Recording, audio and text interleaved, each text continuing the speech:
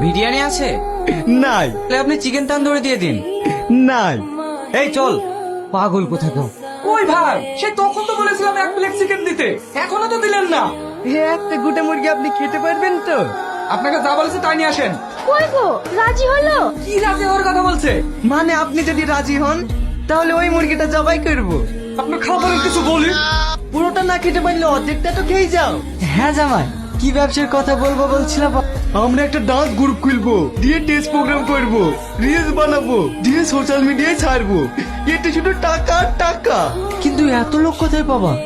আমার দুটো শালি আছে, আমার বউ আছে, তার উপরে শাশুড়ি আছে, এরা থাকলেই যথেষ্ট। কি হারামি জামাই রে, আমি এই বয়সে সব করতে পারবো না। আপনি অন্য জায়গায় লোক দেখিলেন গা? নে, তাহলে আপনার মেয়েকে আর আমি ইনকাম করে খাওয়াতে পারবো না। জামাই, শুধু মেয়ের ঘর বলে বেঁচে যায়, নাহলে এসব জামাই কি করে স্বাস্থ্য করতে হয় সেটা আমি খুব ভালো করেই জানি।